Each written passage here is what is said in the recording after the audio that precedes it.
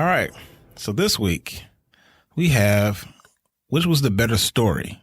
Better story. The better story. Better story. Better story. The better No, story. I mean, this is good. I gotta get into this stuff because I gotta. Yeah, put your mind. Sometimes Yeah. I admit, like you'll come up with something and then I'll run in a whole nother direction. You're like, with okay, it. better movie or better something? Yeah, well, and I get it. A lot of times that's why I try to clarify this stuff because I remember one of the early podcast episodes we did. I remember I really got like crazy and went like we had this like 25-minute discussion. And then you ended up saying, like, at the end of it, something to the effect of, well, okay, that's cool, but what I actually meant was... Yeah, and you're like, oh, man, well, I would have... Oh, well, in that case, I want to change my answer. So, better story. Better story. All right. Better story. Better story. The Phantom Menace or Force Awakens? Man, the better story. Mm-hmm. See, and I was all prepared to debate the better movie. Yeah, that's where I originally started, and I was like, I'm going to make this complicated. Thanks. No problem. That's what I'm here for.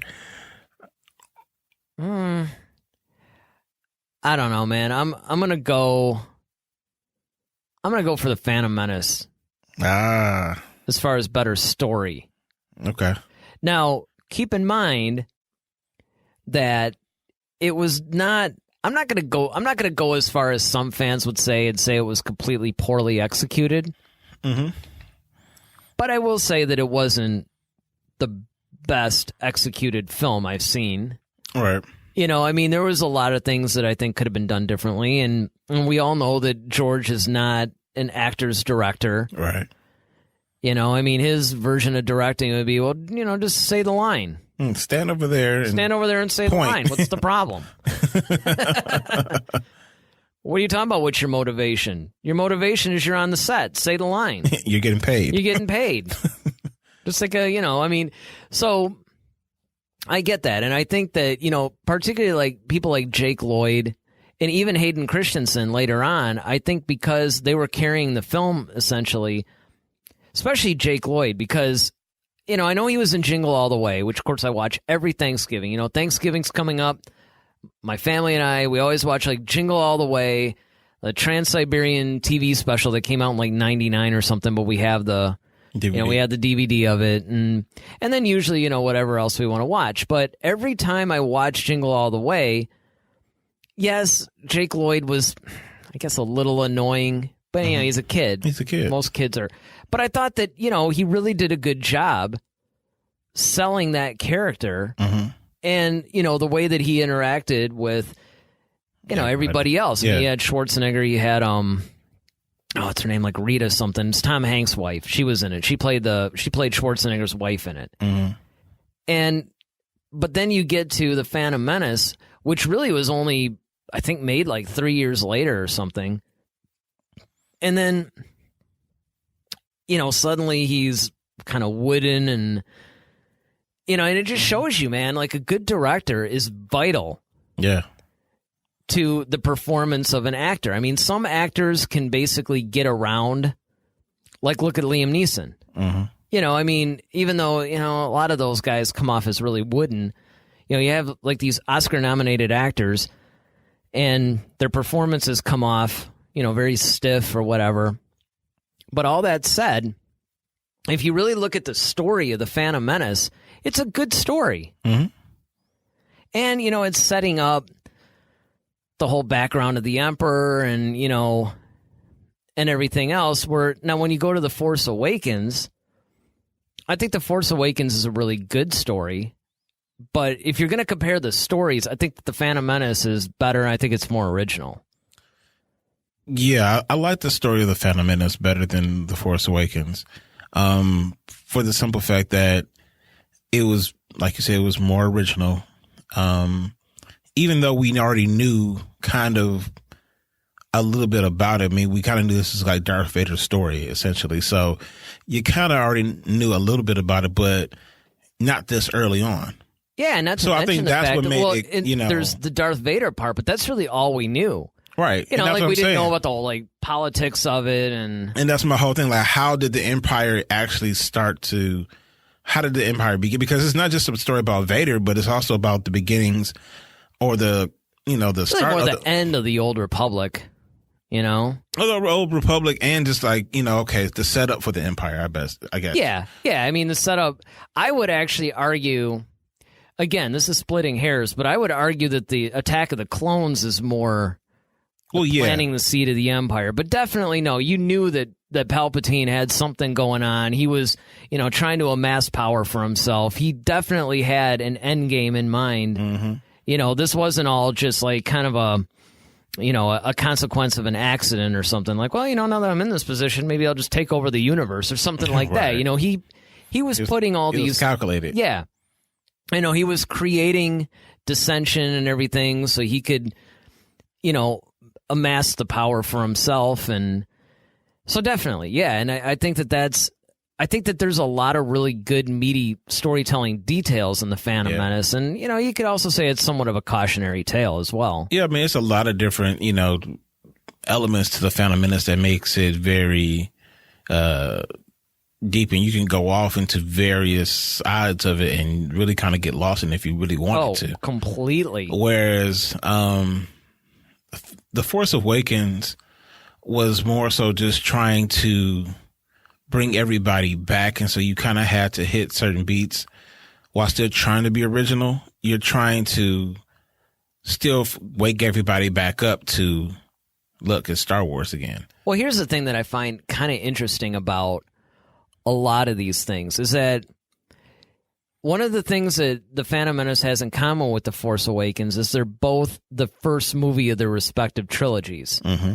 So there's going to be a little bit of a similarity there. You're introducing the world to this group of movies, mm-hmm. right? Where in A New Hope, same thing. And there's similarities there. And, of course, as one of the criticisms that you all bring up constantly, A New Hope and The Force Awakens are kind of similar in their story beats and just in the overall execution.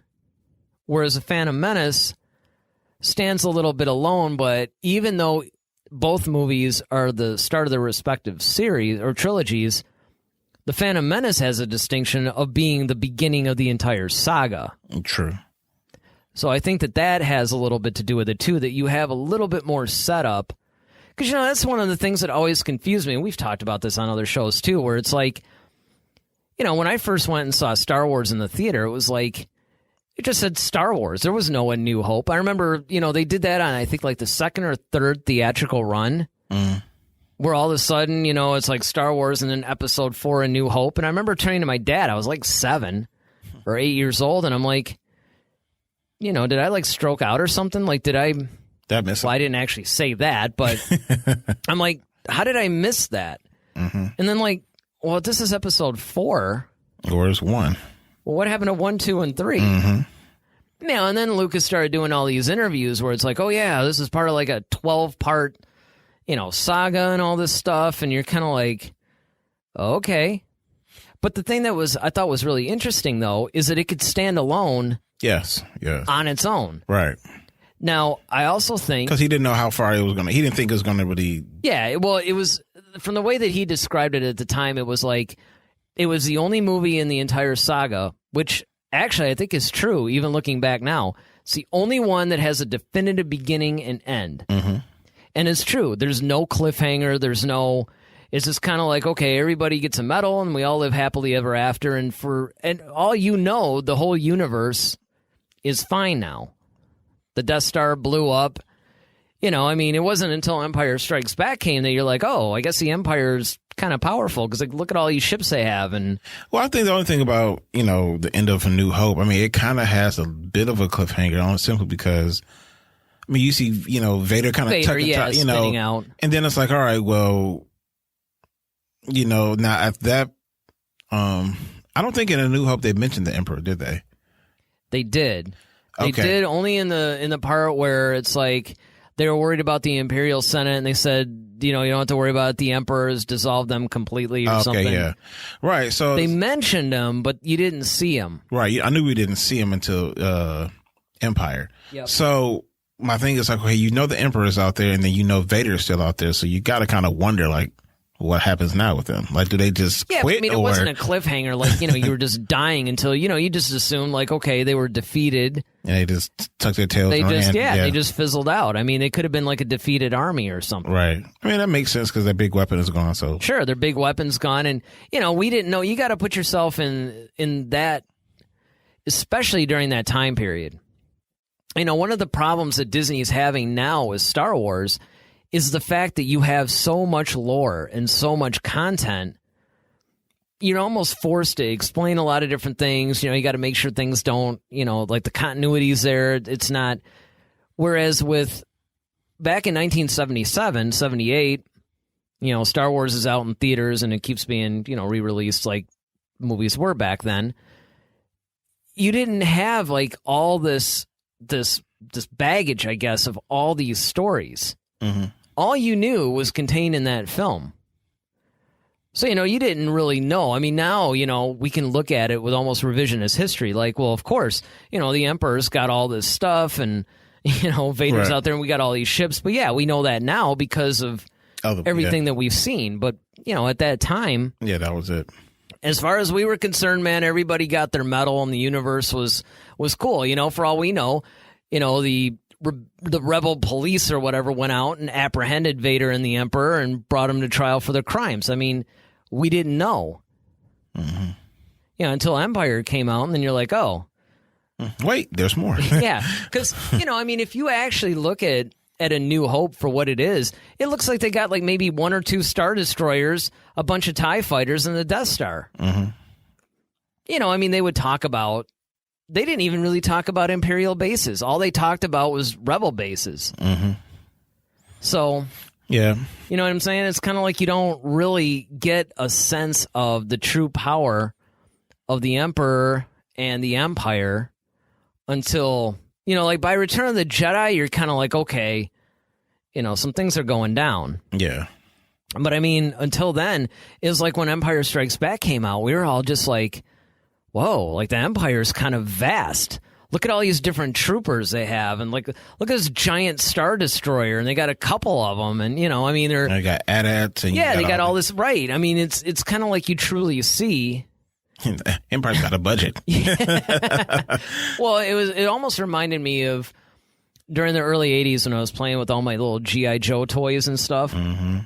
and it was like one of the things that always irritated me was you really had to have an imagination because they would, G.I. Joe, they'd have like all these, like planes and choppers and tanks and, all this stuff. And Cobra had like maybe like one little vehicle and this tiny little helicopter that didn't even have a cockpit. It was open, and I used to, as a kid, I remember because it had this like little, turret gun. So when I was playing with it, I would change it to like an ion cannon that would actually nuke out all the electronics of these big like planes and choppers. Like you really had to, how could Cobra win against this vast, stuff? So you had to be, it wasn't until after, I was like 13, 14, I'm not playing with toys anymore. Oh yeah, then they released all this stuff for Cobra. Mm-hmm. And that's kind of what it reminds me of when you watch A New Hope is that, the Empire, I mean, they're powerful, but they don't seem as vast as they really were by the time you get to like Empire Strikes Back. Yeah. But I think, like the Phantom Menace, I think it's still a superior story compared to, the Force Awakens, simply because I think, you're trying to bring everybody back. That was kind of like the whole vibe and feel that you're trying to create. And of course, bringing in these new characters with Poe, Rey, Finn, BB-8. And I think that with the story of, even though like you got Kylo Ren and he's a kind of a fresh baddie, he's definitely powerful, and he was different because he was like we always say, he was like the first unhinged kind of villain that we've ever seen on the dark side. But I still feel like, the impact that Maul had, just his presence in the whole, even, in the Phantom Menace, even though he wasn't really on screen that much. I don't know. Now we can do this, but now you're bringing it more into a character. Well, I'm just saying, like, the stories of these people. Well, I guess you do have to somewhat deal with characters when you're dealing with stories, but I don't know. I'm keeping it almost more at a macro level. Okay. At least from my side of this debate. Because you could get into the minutia of the characters that are involved, and granted, characters do make up the story. And in fact, it's the story of the characters and their part in the overall story arc that can even make a somewhat. Actually, I've always said if you have like somewhat of a weak story, but you have really strong characters, that'll make up for it. Well, that's what I was kind of hitting towards, because it's like, I feel like The Force Awakens was a weaker story, but Kylo Ren his character actually gave it a lot of punch, because he was so unhinged and he was kind of like crazy almost, or psychotic. Whereas like Maul, he was cool looking and he had like, the double blade lightsaber, and he was acrobatic. But the story of the Phantom Menace overall was a better, like you said, the politics. You had the whole thing between. Yeah, it was multifaceted. Yeah, it was multifaceted. Really. The light cloud and the dark, they couldn't see certain things. Now you got this little kid. He's so strong. Where did this come? Do we train him? Do we not? There's what's all cool these about the different Phantom Menace elements to it. Is honestly, you could actually make a story, like an entire movie, out of each of the elements of the Phantom Menace. Yeah. You could have taken any one of the story arcs and made an entire movie out of it. Absolutely. And I think that that's a good sign. And that's actually because a lot of times, I don't know, I guess a lot of people will cite Attack of the Clones as like their least favorite well, maybe not now. But it once held that title. It did once hold that title. And definitely of, say, the first 6 or even the prequels or whatever, everybody points to Attack of the Clones as their least favorite. I don't know, a lot of times I go for the Phantom Menace. I know it's crazy because here I am like champion in storytelling and all this stuff. But again, the execution, I don't know. Attack of the Clones, I will admit, was a weaker movie, definitely. But now you get to actually see the Anakin Obi-Wan thing going. I think it was like what it did for the saga probably overcomes a lot of the weaker storytelling aspects for me. But that said, again, as a story, the Phantom Menace really is super strong. Yes. In spite of the fact that a lot of people are like, like even in these marathons, it's like, maybe I'll hop in on episode 3. I don't need to deal with the Phantom Menace and Attack of the Clones. And it's too bad that it had to be that way. True. Yeah. All right, but what about you guys? Yeah, what do you guys think? I mean, this one is a good one for debate. I would love to see a lot of comments in here. And first of all, I want to thank everybody who has subscribed to our channel. Our subscribership on YouTube is growing. We still love you guys on the audio podcast. Don't worry about it. But, we're trying to get some more viewers here on our video. On our videos. So, don't forget to hit the subscribe button, hit the little bell down there, get notified whenever we put a new one up. Love to have you join the community for this reason. We like to talk about this stuff. So what do you guys think about the whole Force Awakens versus Phantom Menace thing? Let us know in the comments section. We answer them all. Tell us what you think. That was a good Duel of the Fates, even though we agreed. Yeah.